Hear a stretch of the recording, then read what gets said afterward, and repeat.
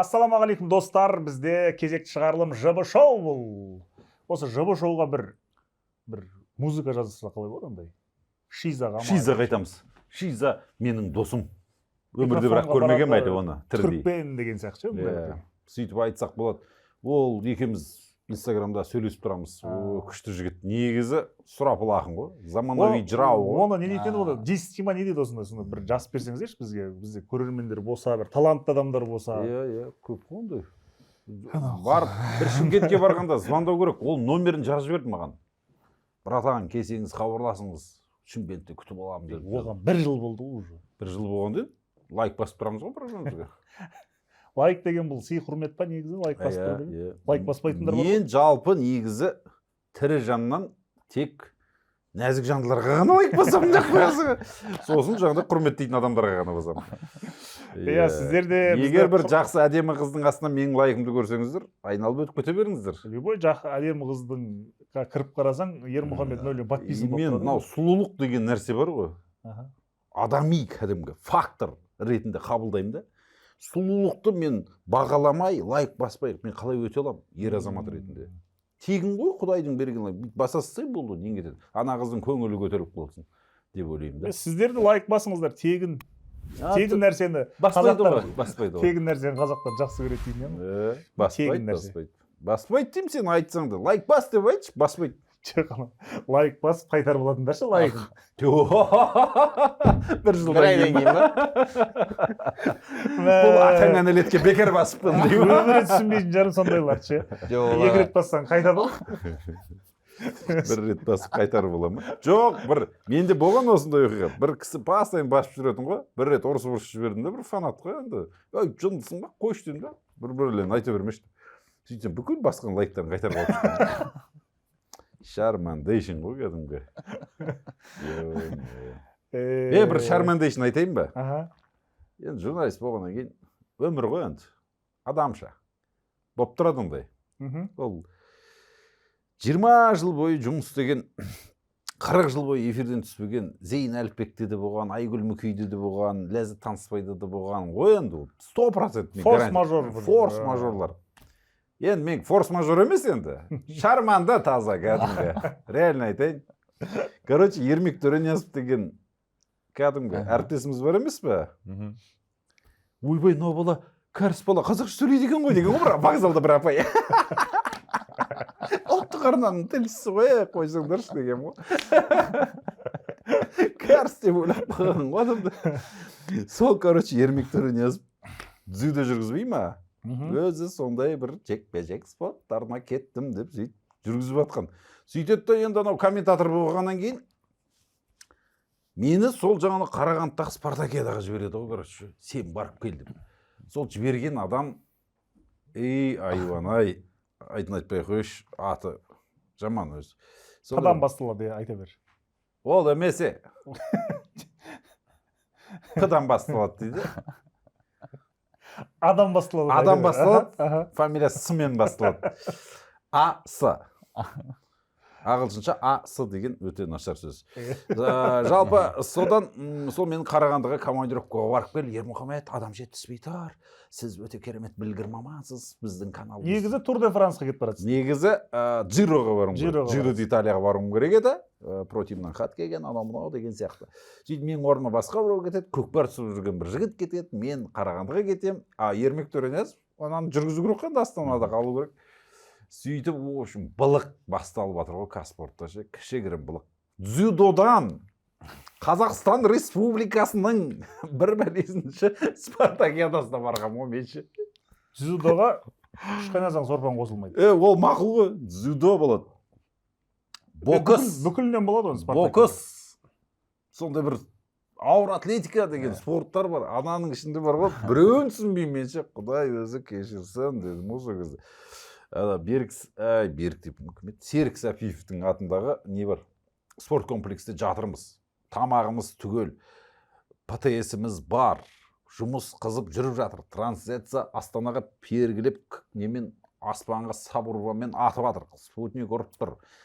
Аспан ашық, бұлт жоқ. Трансляцияда сипатса ету деген жоқ, сигнал ұрып тұр, Ермек жүргізіп жатыр даңгірлеп. Маған WhatsApp-дан жазады, мен редактормын ана жерде. Қарағандыда қай көшеде тұрдың, соны айтып кет. Бірінші екі көшеде тұрдық қой, біреуі жаңағы ё-май, ана бір тұрған квартира енді. Сасық қала ма? Ё-май. Соны айта беретін ғой, пәленше көшесіндегі.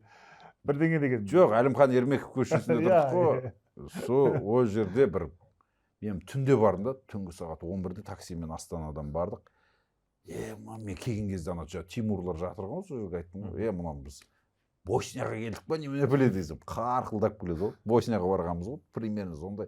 Яғни залына кіресің, күшті квартира болып келетады да, бір залдың түбінде бір өрмекшілер өрсап тастаған кәдімгі сондай. Турист деген қонақ үйде жатқанмын ғой. Мен қонақ үй деген сөзді анаған бекер берген негізі бар ғой.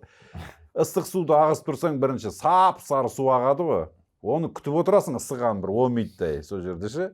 Сөйтіп барып сып, содан кейін душқа түсесің ғой. Ой, не көрмедік Қазспортта істеп жүрген кезде бар ғой. Сол Қазспортта істеп жүргем как раз. Енді мені жұмыстан шығарайын деп жатқан кез ғой енді. Наказать етіп мен жаңа Жироға жібермей. Велоспортта мен Микеле Скарпонидің досымын ғой мен. Негізі. Кантадормен шай ішесің. Сені шылай кетіп қалмайшы, Кантадорда болды ғой. Болды енді, бірақ біздің командада емес ол кезде. Итальянецтер ғой. Скарпони, Нибали, Аньоли, Ванотти. Скарпони марқұм болып кеткен жоқ. Марқұм сол жерде машинаға қақып кеткен жоқ па, фураға қақып кетті ғой. Кішкентай папугай артынан жылап қалды ғой үйінде. Микеле деп. Папугай сөйлейтін ғой. Ё-май. Шынымды айтайын, өмірде болған оқиға. Папугай болатын ғой, ана жерде отыратын. Сол үйінде жылап қалды. Кесеміз ғой. Өлген адам ғой, күлеуге бола ма? Болмайды шығар. Сендер ғой күліп отырған, мен нормальный нәрсе айтатын ғой. Короче, осындай нәрсе болған. Ол кейін қайтыс болды ғой, мен ол кезде тірі кезінде араластық қой. Ой, фотомыз бар ғой бірге түскен. Білем ғой. Даңғырлақ баған жігіт еді өзі бір. Ақ көңіл жігіт еді. Аузын ашса жүрегі көрінетін дейді ғой енді, сондай жігіт еді. Сол кезде итальянецтер еді. Біз ол кезде анау Брешияда тұрып жаттық қой енді. Брешия деген жаңа Роберто Баджомен сосед болған мен кезінде. Пирлолар арғы көшеде тұрады дегендей. Сөйтіп бармай қалдым ғой, үшін не керек? Турды Жироға бармадым, протим жайында қалдым. Мен Қарағандыға кетем ғой. Мақұл. Мен журналистпін. Мен өмір бақи сөйтіп жүрген адаммын. Жүрем. Анаяққа бар дейді, мынаяққа бардым. В принципе, разница жоқ. Жұмысым оп-оңай. Түрімді көрсетем. Бүйтіп шығамын да.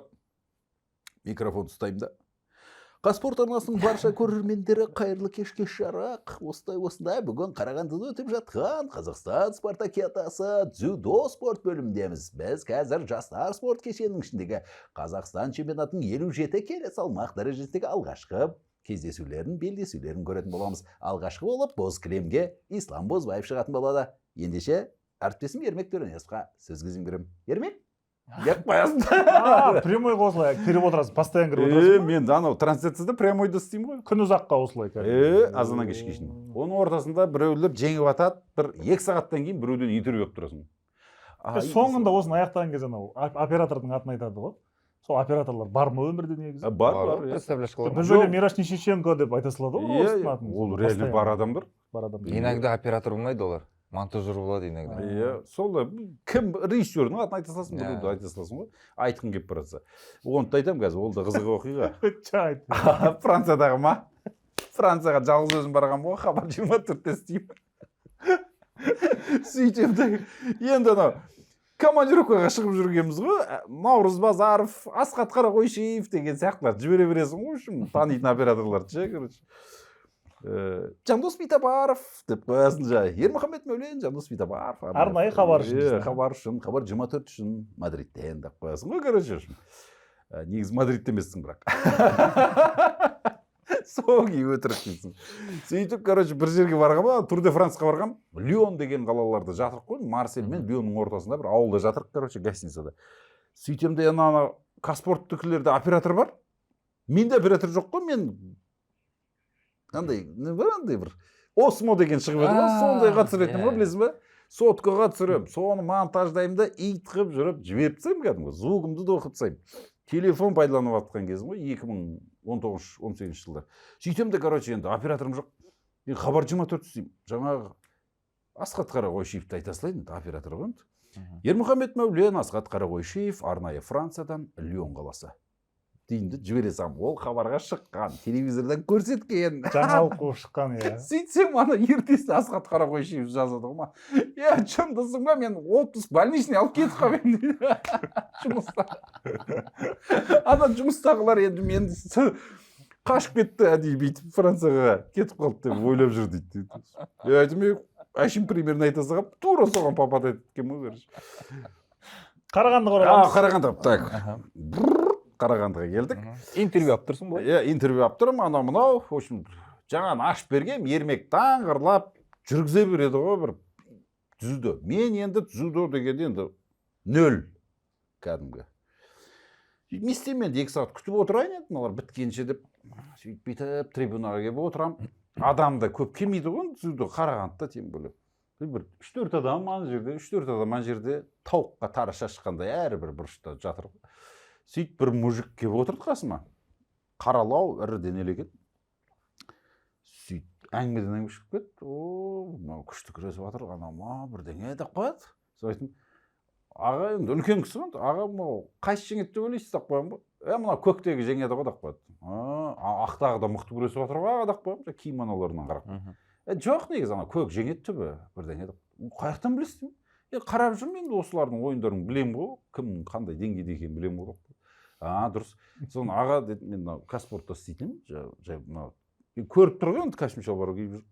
Анау не деймін ғой, 101 де 0 деген не ол счет? Қандай есеппен ұтып жатыр деймін ғой. Түсінбеймін ғой.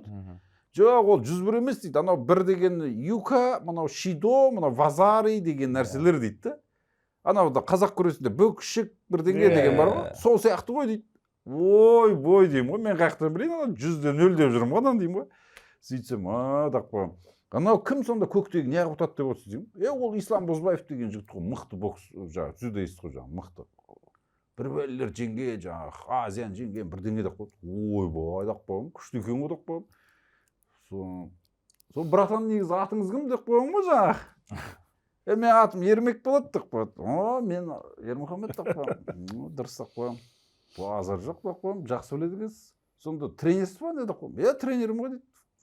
Ермек Иманбаев деген кісім ғой дейді. Иманбеков дейді. Сөйтеді. Жарайды деп қоям. Сөйтемді. Жарап мен аға қазір келем дейді. Былай қарай, қашам ғой көрші.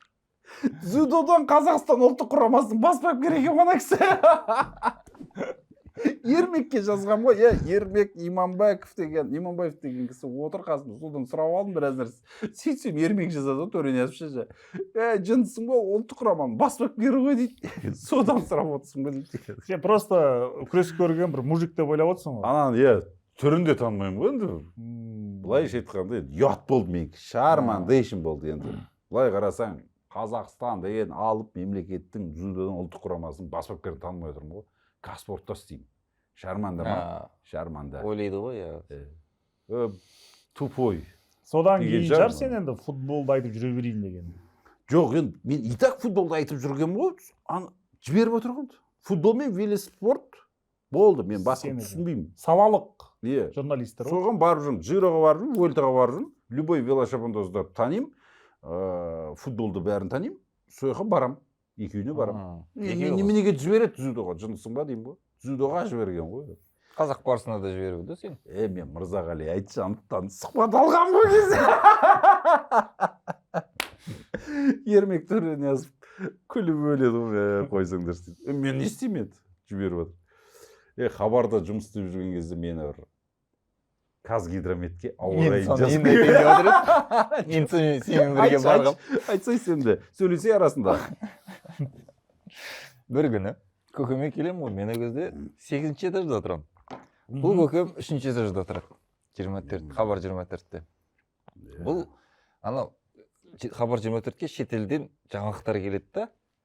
Жаңалықтар келеді, сюжеттер. Международный отдел. Международный отдел. Бұған береді ғой. Бұл кәз дейді, кешке дейін жүреді де өші. Аударасың ғой. Уақыт созасың ғой. Аударасың. 89-шы мит қыласың ғой. Сосын бір күні бұл съемкаға бармайды. маған қызық емес, саясат, мәжіліс дейді да. И бір күні бұған айтады, Ермаш, съемка бар дейді. Қайқа десе, Қазгидромет дейді.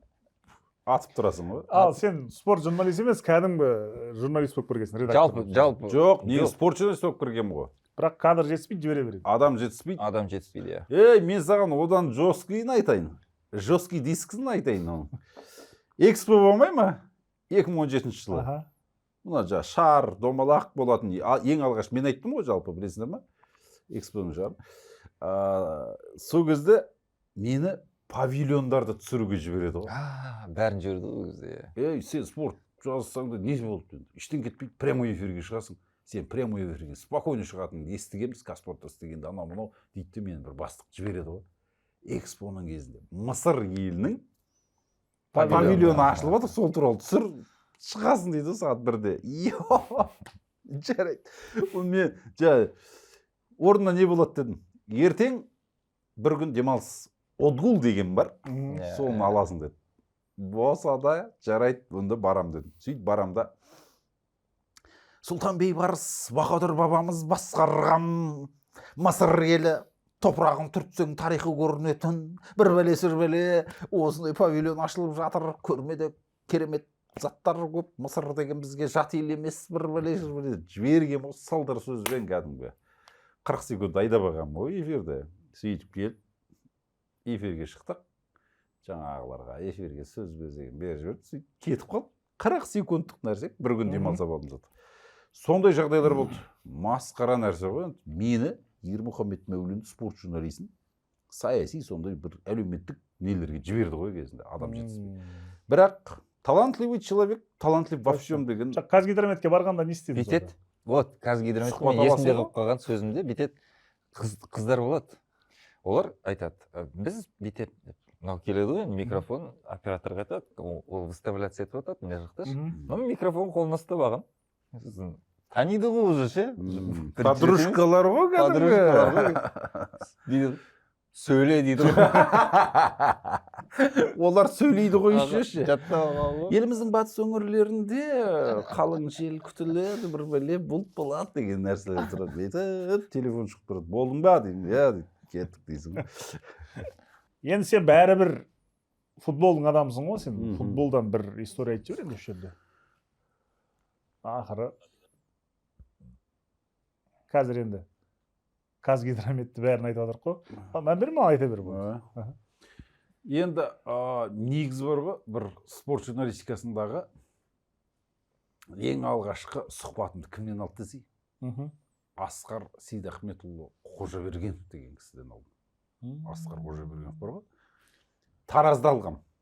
Ол кісі Қазақстан кубогының финалына шыққан. Алматы және Тобыл командасы ойнады бізде көзде.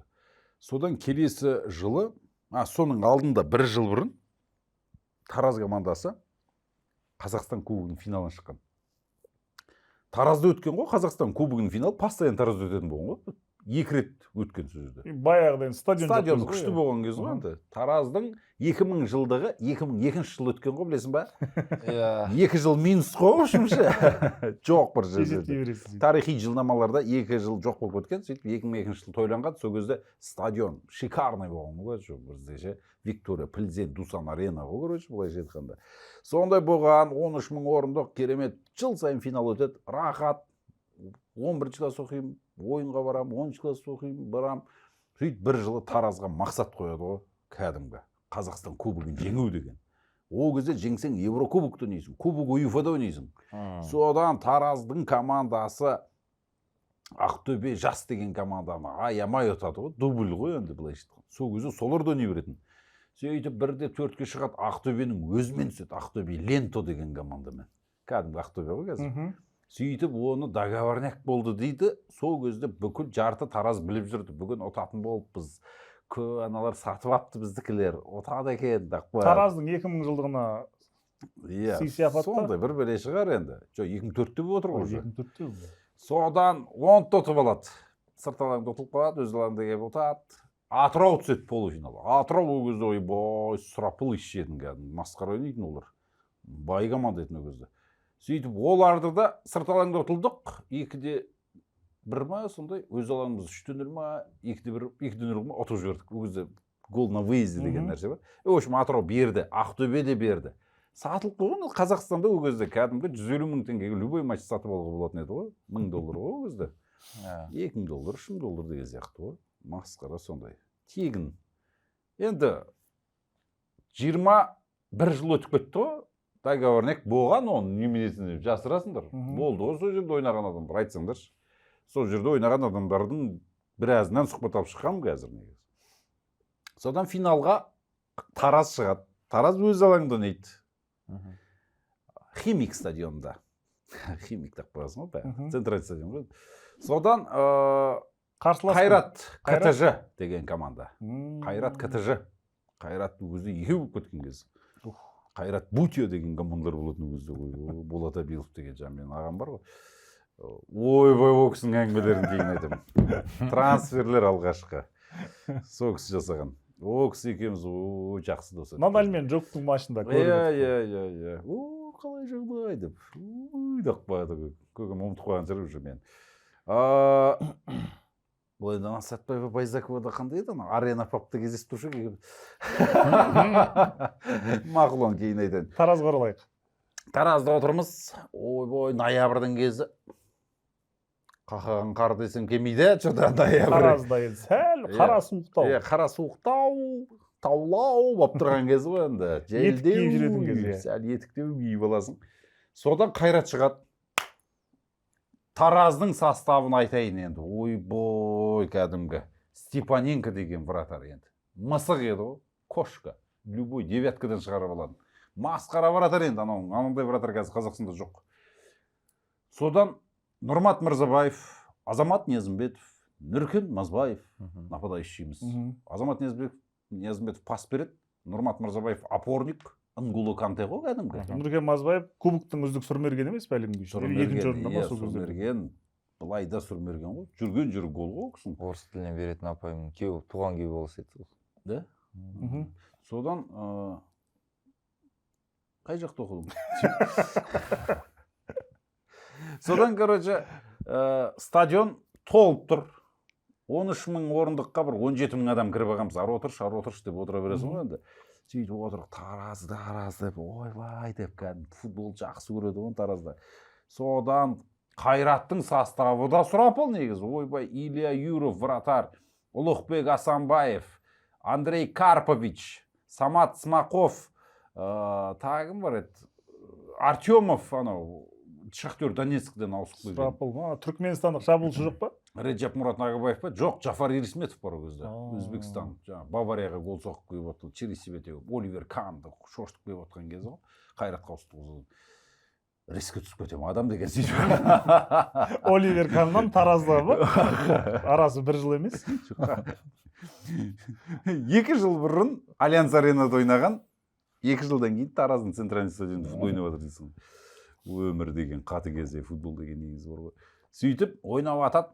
Енді скорее всего деймін. Скорее всего ақшасы төленген ау. Сен емес, бүкіл 17 мың адам ойлап отырса. Тараз жеңді ғой үшін Қайрат. Сол кейсенде күдік қап кетті ма? Андрей Владимирұлы Никитенко, Ваид Абдулхамидұлы Талгаев деген кісілер бапкер сол жерде. Тараздан жалпы жаман емес, ойнап қояды. Бардалимов деген капитан болды. Петр Анисим бар ғой. Фейсбукта менің досым, ол қазір Украинада соғыста жүр. Футбол ойнады, Тараздың капитаны болған кезде. Бойы деген 1.98, 2 метр бой үзіледі. Короче, ойнап атамыз ғой. Вячеслав Крендюрев деген Таразда футболшы болған ғой, Түркменстанға келді. Амкарға ауысып кетті ғой, кәдімгі Пермге ауысып кетті. РПЛ-де ойнады кәдімгі. Тараздан прямой Ресейге кететін. Сол жігіт масқара ойнайтын. Жоқ, сатылғанын қаяқтан біліп қойдыңдар енді оның? Кейін естідік. Қайрат бізге келді, 150 миллион теңге береміз. 150 мың доллар ғой енді бізде. 150 мың доллар береміз деп айтты дейді.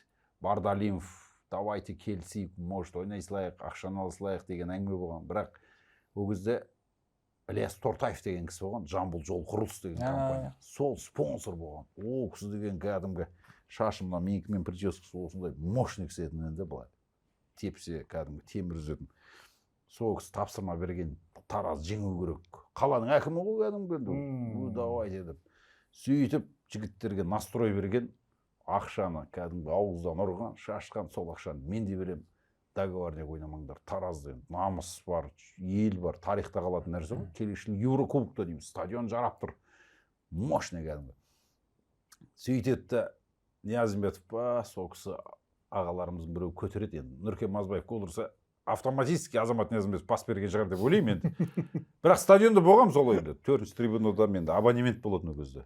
Сол дәуірде 2004 жылы абонемент сататын ғой, Тараз деген кәдімгі футболдың орталығы еді ғой. Мәдениеті бар. Мәдениеті бар. Көтереді. Нұркен Мазбаев бар ғой, өмір бақи аяқпен гол ұрып келген адам, баспен гол ұрады ғой. Деветкаға тастай салады ғой. Кәдімгі. Бүйтіп қуанады ғой. Дидье Дрогба. Дидье Дрогба еді ғой таза. Сөйтіп УЕФА-да ойнаймыз. Өзің айтпақшы, 1-0 ұлайыр бола ма? 1-0 қылып, сау тамдығын қалдырмай Қайраттың бар ғой. Екі аяғын бір етке тығып тұрып алады ғой, көресіз, 1-0 қылып. Сөйтеді, кубокты көтереді. Бұл матч, скорее всего, договорняк деп отырсың ғой. Соны анау қарсыласы деймін да, Тараздың сол кездегі. Қазір жоқ та ғой команда. Жоқ.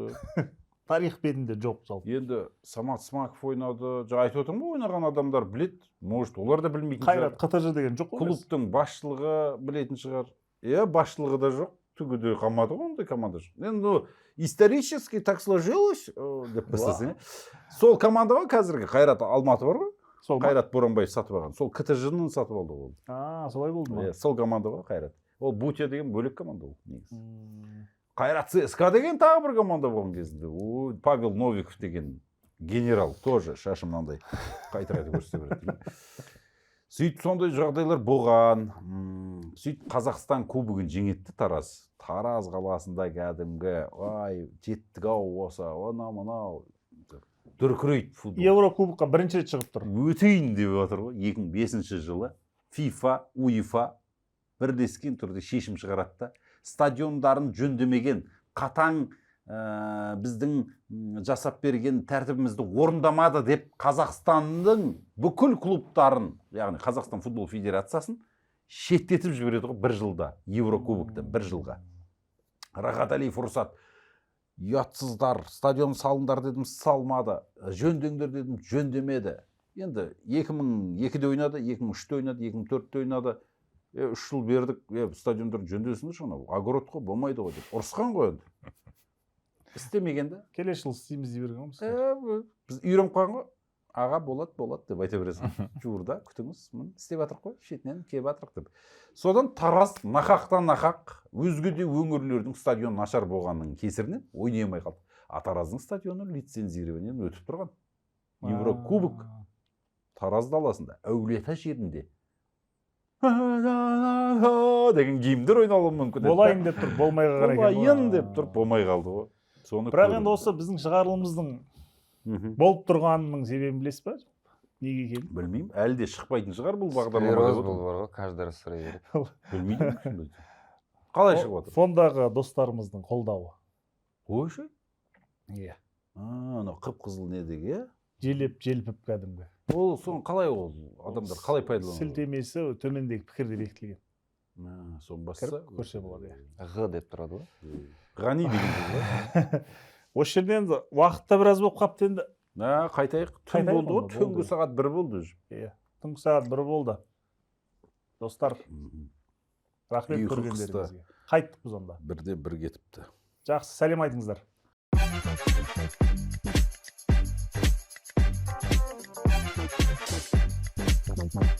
Thank you.